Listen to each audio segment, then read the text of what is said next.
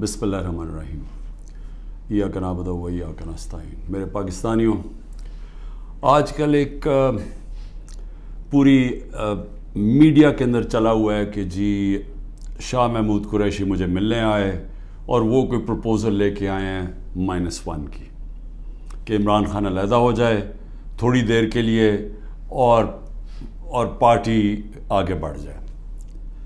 تو میں آپ سب کے لیے پہلے تو شاہ محمود کوئی اس طرح کی پروپوزل نہیں لے کے آئے، اور بات چیت ہوئی کہ ان کا جیل میں ٹائم گزرا، کس سے ملے، ہمارے کئی لوگ تھے جو ان سے ملنے آئے، تو وہ سب کی بات چیت ہوئی اور پھر آگے ہم نے کرنا کیا۔ لیکن میں آپ سب کو ذرا سمجھانا چاہتا ہوں کہ 2 طرح کی پالیٹکس ہیں، یہ آپ نے بڑا ضروری سمجھنا ہے، کیونکہ ایک پالیٹکس میں یہ -1 چلتا ہے۔ وہ کون سی پالیٹکس ہے؟ اس کو پاور پالیٹکس کہتے ہیں۔ وہ پالیٹکس ہوتی ہے اقتدار کی پالیٹکس۔ وہ پالیٹکس ہے کہ اگر عمران خان پرائم منسٹر بننا چاہے، اچھا جی ابھی اسٹیبلشمنٹ میرے سے ناراض ہے، چلو میں تھوڑا پیچھے ہو جاتا ہوں، پارٹی کو آگے کر دیتا ہوں، کوئی ڈیل کر لیتا ہوں، کوئی سمجھوتا کر لیتا ہوں، اور اس کے بعد پھر آگے جا کے دیکھیں گے کہ ابھی کسی اور کے حوالے کر دوں تو وہ اس کے بعد پھر میری باری آ جائے گی۔ اس کو پاور پالیٹکس کہتے ہیں۔ دوسری پالیٹکس ہے جو میں پالیٹکس کر رہا ہوں 27 سال سے، وہ پالیٹکس ہے جو قائد اعظم کی پالیٹکس تھی۔ وہ پالیٹکس وہ ہے جو کہ مشن کی پالیٹکس ہے، کوئی وہ ذات کی پالیٹکس نہیں ہے۔ وہ پالیٹکس وہ ہے جو ہم سارے مسلمان انسپائر ہوتے ہیں ہماری نبی صلی اللہ علیہ وسلم سے، کہ انہوں نے بھی ایک مدینہ کی ریاست سنبھالی تھی، انہوں نے بھی مشکل وقت گزارا تھا، اور اس کے بعد انہوں نے دنیا کی تاریخ کا سب سے بڑا انقلاب لے کے آئے تھے۔ اور ہم تو کبھی ان کے اپنا سوچ نہیں سکتے کہ ان کے جوتوں کی مٹی کے قریب بھی ہوں، لیکن قرآن میں ہمیں حکم ہے کہ ان کی زندگی سے سیکھو، ان کی سنت سے سیکھو۔ وہ پالیٹکس بڑے مقصد کی ہے، وہ اپنی ذات سے ہٹ کے ہے، کہ میرے نبی صلی اللہ علیہ وسلم جب سارا عرب ان کے نیچے آ گیا تھا تو انہوں نے اپنا رہن سہن نہیں بدلا، وہ جدھر تھے ادھر ہی رہے، مقصد بڑا تھا۔ تو ہم تو ان سے انسپائر ہوئے ہیں۔ میں تو نہ پالیٹکس میں آتا ہی نہ کبھی۔ تو میں نے جو انصاف کی تحریک شروع کی تھی، یہ مدینہ، اور کہا تھا کہ اسلامی فلاحی ریاست ہمارا مقصد ہے، ہم مدینہ کی ریاست سے انسپائر ہوئے تھے، ہم ان کی سنت سے انسپائر ہوئے تھے کہ جو وہ انقلاب لے کے آئے تھے۔ اور وہ جو انصاف ہے، یہ بار بار پلیز میری بات سن لیں، انصاف، سارے اللہ کے پیغمبر اس دنیا میں انصاف کی بات کرنے آئے تھے۔ انصاف کیوں اتنی اہمیت رکھتا ہے؟ کیونکہ انسانوں کو انصاف آزاد کرتا ہے۔ فرعون کیوں قرآن میں برا سمجھا جاتا ہے؟ انسانوں کو غلام بنایا تھا اس نے ظلم کر کے۔ کیوں نبی صلی اللہ علیہ وسلم دنیا کا انقلاب لے کے اور چھوٹے سے انسانوں کو بڑے انسان بنا دیا؟ کیونکہ انصاف سے آزاد کر دیا۔ لا الہ الا اللہ نے لوگوں کو آزاد کر دیا۔ تو جو میری تحریک تھی انصاف کی، وہ اصل میں آزادی کی تحریک تھی، کیونکہ انصاف آئے گا تو لوگ آزاد ہوں گے۔ اور جو میرا سارا تجربہ تھا دنیا کا، جو مغرب کو میں نے دیکھا، تو وہاں کیوں لوگ جاتے ہیں نوکریوں کے لیے؟ کیوں وہاں خوشحالی ہے؟ کیونکہ لوگ آزاد ہیں۔ لوگ آزاد کیوں ہیں؟ کیونکہ وہاں انصاف ہے، رول آف لا ہے، حقوق کی ان کا انصاف کا نظام میرے حقوق کی حفاظت کرتا ہے۔ وہاں یہ حرکتیں نہیں ہو سکتی جو پاکستان میں ہوتی رہی ہیں۔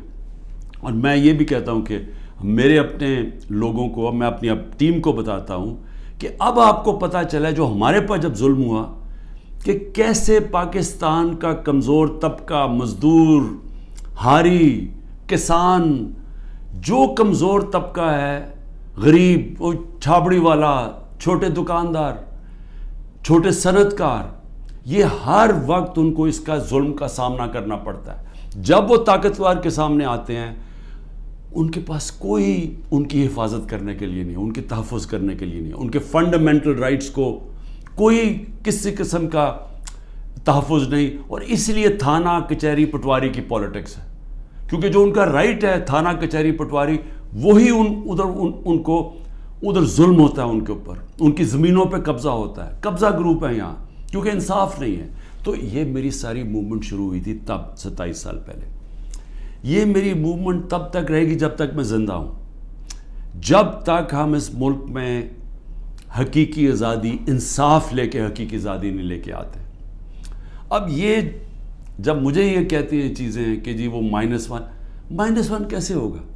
جو آدمی ایک تحریک پہ 27 سال سے لگا ہوا ہے، ایک ملک کے اندر ایک جدوجہد کر رہا ہے، تو وہ کیا وہ ڈیلز کرے گا؟ کیا اس کو کیا چیز اس کو خریدے گی؟ بتائیں میرے ضمیر کی کیا قیمت ہے؟ کیا پرائم منسٹرشپ قیمت ہے کہ اگر آپ یہ کر دیں تو آپ کو پرائم منسٹر میں تو پرائم منسٹر بن چکا ہوں. اور میں نے جب پرائم منسٹر بنا میں نے ایک بات کہی کہ اگر پھر وہ مجھے 2018 کا موقع ملتا میں سیدھی الیکشنز پھر سے کرواتا، کیونکہ جو میں انصاف لانا چاہتا ہوں اور طاقتور کو قانون کے نیچے لانا چاہتا ہوں وہ آئی تب سکتا ہے جب آپ کے پاس طاقت ہو. تو جب ایک کمزور ایک کولیشن گورنمنٹ وہ اس پہ کیسے طاقت ہوگی کہ اس ملک میں انصاف قائم کرے؟ تو میں نے اس لیے بار بار میں نے کہا، میرے سے جب لوگوں نے پوچھا کہ آپ نے کیا غلطی کی، میں نے کہا میں نے غلطی یہ کی کہ مجھے شروع میں الیکشن کروا دینے چاہیے تھے، اور کمزور گورنمنٹ سے میں وہ اصلاحات جو لانا چاہتا تھا وہ نہیں لا سکتا تھا. تو اب میں آپ کو بتاؤں کہ جس طرح کی حرکتیں ہو رہی ہیں میرے لوگوں کے اوپر، میں اس لیے یہ آپ کے سامنے رکھنا چاہتا ہوں کہ آزاد معاشروں کے اندر یہ نہیں ہو سکتا. یہ صرف غلاموں کو ہوتا ہے. یہ صرف فرعون ایسی حرکتیں کرتا تھا لوگوں کے اوپر دہشت پھیلانے کے لیے، جو آج ہمارے پہ ہو رہا ہے.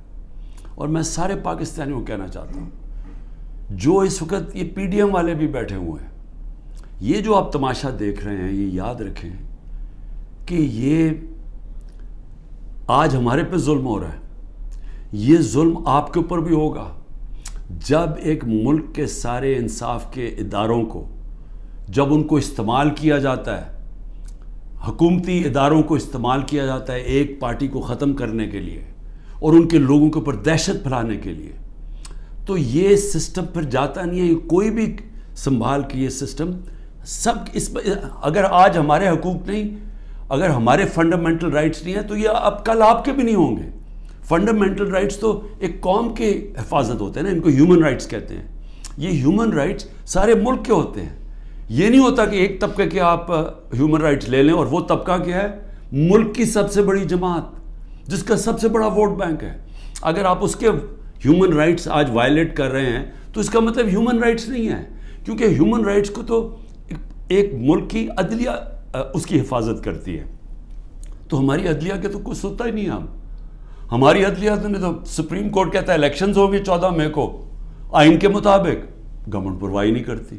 تو گورنمنٹ آگے کیوں الیکشن؟ یعنی یہ تو اس کا مطلب کہ اس وقت طاقت کی حکمرانی آ گئی، کیونکہ جب آپ آئین سے باہر نکل گئے تو قانون سے باہر نکل گئے، اس کے مطلب جو طاقتور چاہے وہ کرے گا. تو یہ سارے ملک کو افیکٹ کرے گا، یہ تباہی سارے ملک پہ آ رہی ہے. تو ہمارے لوگوں کو جو مجھے صرف افسوس یہ ہے کہ کوئی فرق نہیں کیا جا رہا. جو تحریک انصاف کا ہے اور جو وہ کھڑا ہو کے کہنے کے لیے تیار نہیں ہے لیڈرشپ میں سے کہ میں پارٹی چھوڑ رہا ہوں، اس کے اوپر ہر قسم کا ظلم ہو رہا ہے. ان کی بزنسز بند کر رہے ہیں، ان کے فیملیز تک پہنچ گئے ہیں، ان کے بچوں تک پہنچ گئے ہیں. ہر قسم کی بلیک میل، رات کو گھس جاتے ہیں گھروں میں، گھر تباہ کر کے رکھ دیتے ہیں، لوٹ لیتے ہیں گھروں کو ڈاکہ مارا جاتا ہے، جو ملتا ہے اس کو پکڑ کے لے جاتے ہیں. اگر وہ سارے تو چھپے ہوئے ہیں، ان کے رشتہ داروں کو پکڑ کے لے جاتے ہیں. یہ تو بدترین دنیا کی ڈکٹیٹرشپس میں، یعنی وہ نظام جن کی دنیا مثال دیتی ہے، ہٹلر کا جرمنی، اسٹالن کا رشیا، سوویت یونین، یہ ان خوفناک ظلم کے نظاموں میں اس طرح کی چیزیں ہوتی تھی جو آج ہمارے اوپر ہو رہی ہیں. میرے پاس عالیہ حمزہ کی بیٹیاں ہیں، میں نے کل ان کو ملا، 3 بیٹیوں کو. 1 مہینے سے اس کو بند کیا ہوا عالیہ حمزہ. کیا اس کا قصور ہے؟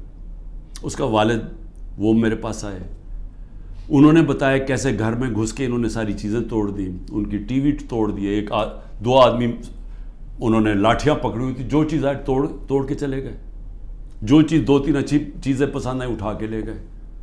تو یہ کون سے ملک میں ہوتا ہے؟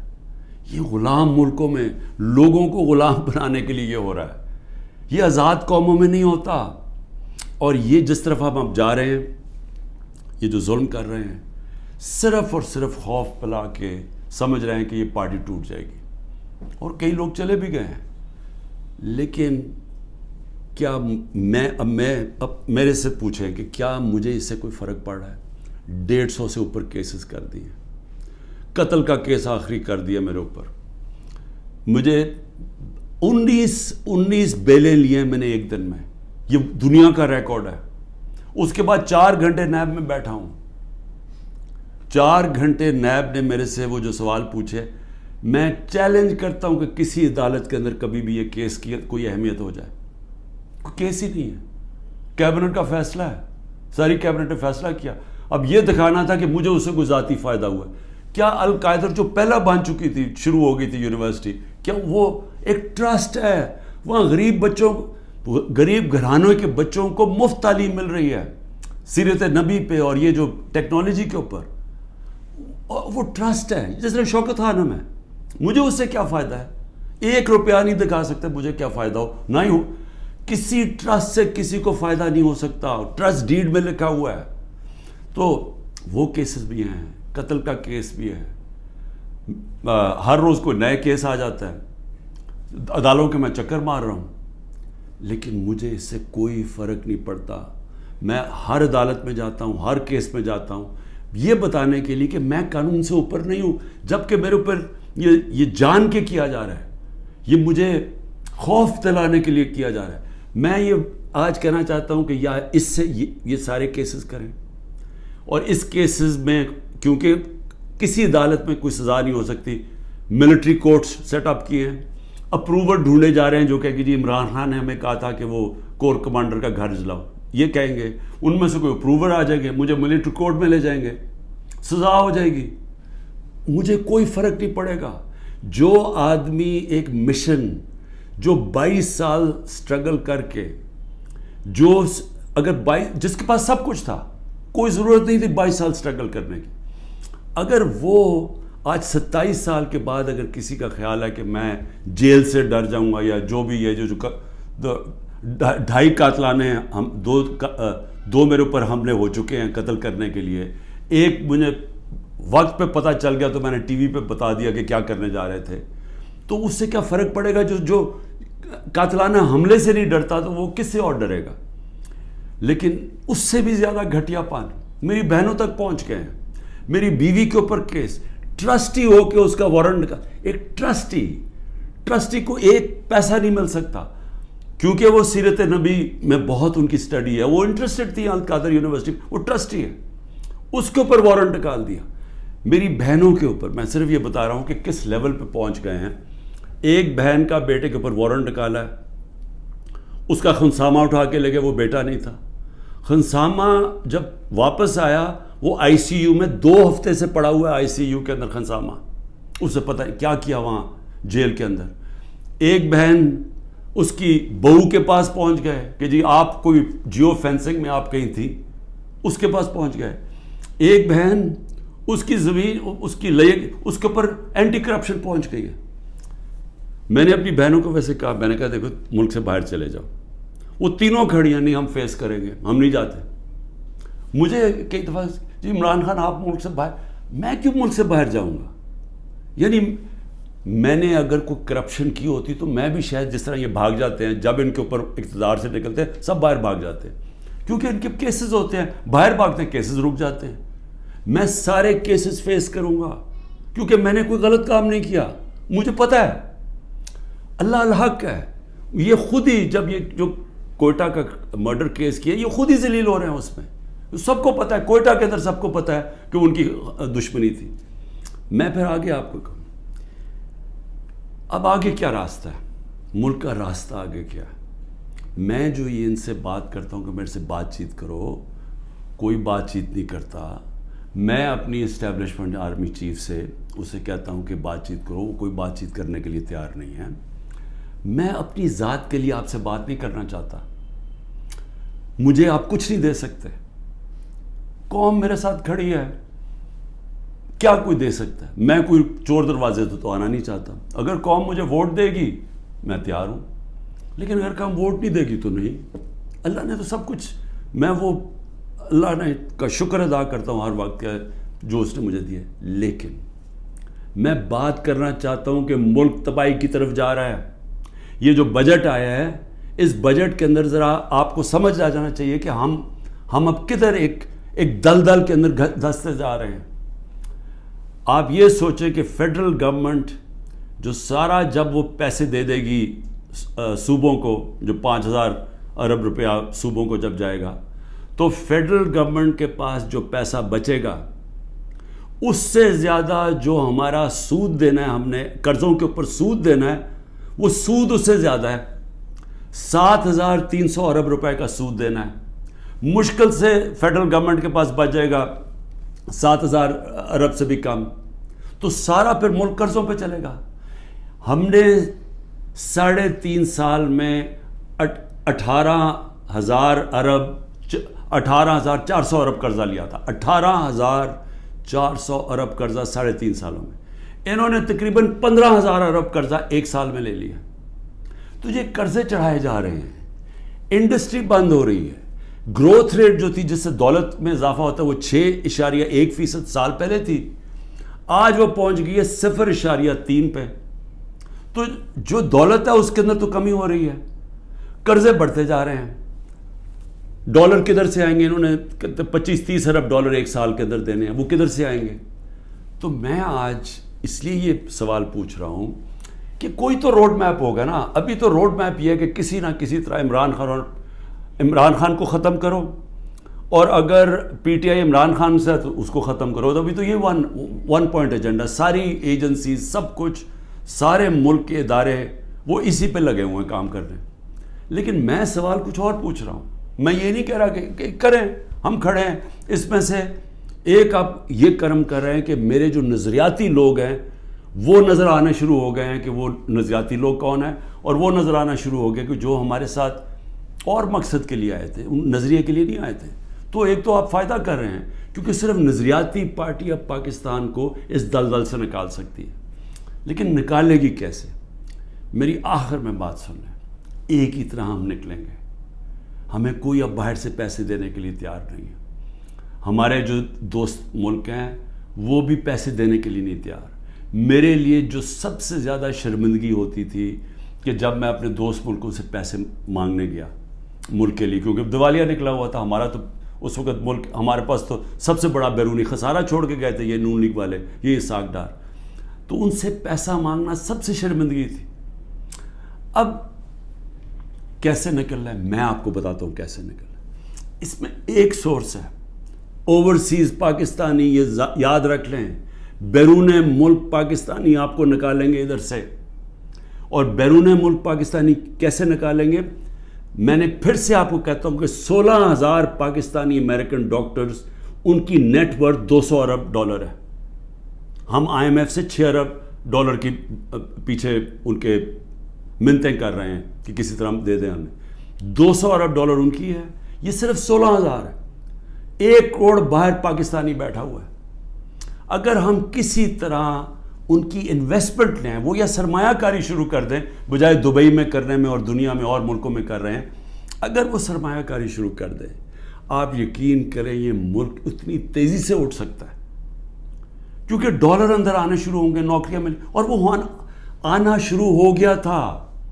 ہمارے آخری دنوں میں پیسہ اوورسیز, روشن ڈیجیٹل اکاؤنٹ کیا تھا اوورسیز پاکستان, 1.5 سال کے اندر 5.5 ارب ڈالر پہنچ گیا تھا. اوورسیز پاکستانیوں نے انویسٹمنٹ پلانز بنا لیے تھے. ہماری یہ جو راوی پروجیکٹ اور یہ جو بنڈل آئلینڈ کا پروجیکٹ تھا, وہاں باہر کی کمپنیز, بڑی بڑی کمپنیز آ رہی تھیں ڈالر انویسٹ کرنے کے لیے, جب انہوں نے این او سی واپس لے لیا سندھ گورنمنٹ میں. دیکھیں, بچانا اس ملک کو اوورسیز پاکستانی. جب چائنا نے اور ہندوستان نے اپنی اکانومی کھولی تو اوورسیز چائنیز اور اوورسیز ہندوستانیوں نے پہلے انویسٹ کیا تھا. ہمارا بھی وہ انویسٹ کریں گے, لیکن اس کے لیے جب تک انصاف کا نظام ہم ٹھیک نہیں کریں گے, قانون کی بالادستی, رول آف لا, جب تک ہم یہ نہیں قائم کریں گے ان کا پیسہ نہیں آنے لگا. تو چیلنج اب کیا ہے؟ رول آف لا ہم نے ختم کر کے رکھ دیا. پہلے 140 ملکوں میں سے پاکستان 129 تھا رول آف لا میں.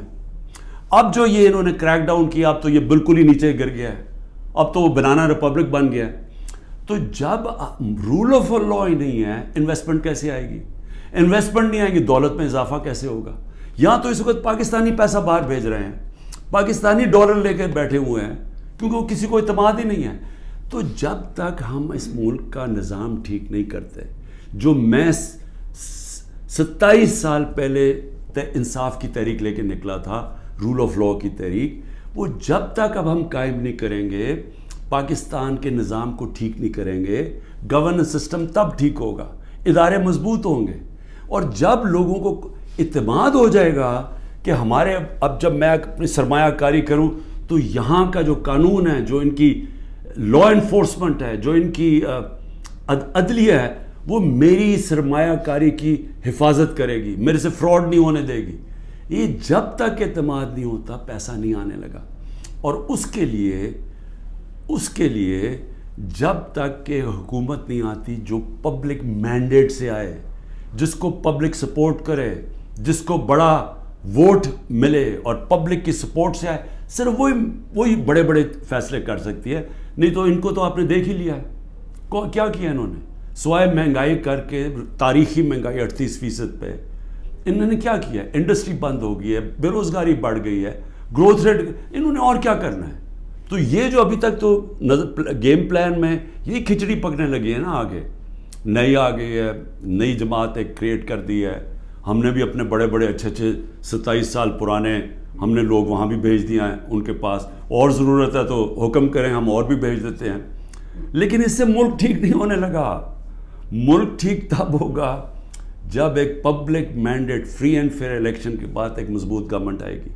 اور میں اپنی اسٹیبلشمنٹ کو آج پھر سے کہتا ہوں, نظر ثانی کرے, ملک تباہی کی طرف جا رہا ہے. اور جب یہ تباہی جس طرف جا رہا ہے اور IMF کی اگلی کنڈیشنز آئیں گی, جس طرح انہوں نے مصر اور سری لنکا میں انہوں نے کنڈیشن لگائی, وہ کیا ہے کہ فوج کا بجٹ کام کرو, دونوں جگہ انہوں نے کہا.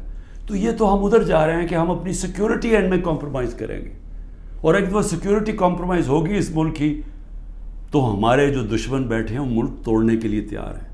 تو میں اس لیے آپ کو کہہ رہا ہوں, مجھے کوئی ریلیف نہیں چاہیے, مجھے کوئی آپ کی مدد نہیں چاہیے, میں کوئی مجھے یہ سمجھے کہ یہ جو سارا کچھ ہو رہا ہے انتقامی کارروائی, مجھے چھوڑے میری بہنیں باہر جانے کے لیے نہیں تیار. وہ تو عورتوں کے اوپر تو کبھی اس ملک میں ایسے نہیں ہوا, لیکن ملک نیچے جا رہا ہے. اور اس لیے وقت کم ہے, جس طرح دن بڑھتے جا رہے ہیں ہم اور اپنے ملک کو تباہی کی طرف لے کے جا رہے ہیں. صرف قانون ختم ہو چکا ہے. کسی کو اس وقت پھر سے میں کہتا ہوں, جب عدلیہ اپنے فیصلے نہیں کروا سکتی, جب آئین کی کوئی پرواہ نہیں کر رہا, جب پولیس کھلے عام گھروں میں گھس کے لوگوں کے گھر لوٹ رہی ہے اور اٹھا کے لے کے لوگوں کو جا رہی ہے, کلیکٹو پنشمنٹ دے رہی ہے, تو اس ملک میں تو اب باہر کے لوگ کیا سوچ رہے ہوں گے؟ بتائیں نا, بیرون ملک پاکستانی جو آپ کا بڑا اثاثہ ہے وہ کیا سوچ رہا ہوگا؟ وہ کوئی سوچے گا کہ پاکستان میں پیسہ لگانا ہے؟ تو اگر انہوں نے نہیں لگانا تو اور تو اس وقت کوئی ہے نہیں. جب تک ہم ملک کی ایکسپورٹس نہیں بڑھاتے, وہ تو ٹائم لگے گا کہ ہم اپنی ڈالر انکم بڑھائیں. تو اس میں تو صرف ایک ہی انٹرم میں تو صرف اوورسیز پاکستانی مدد کر سکتے ہیں. شکریہ. پاکستان زندہ باد.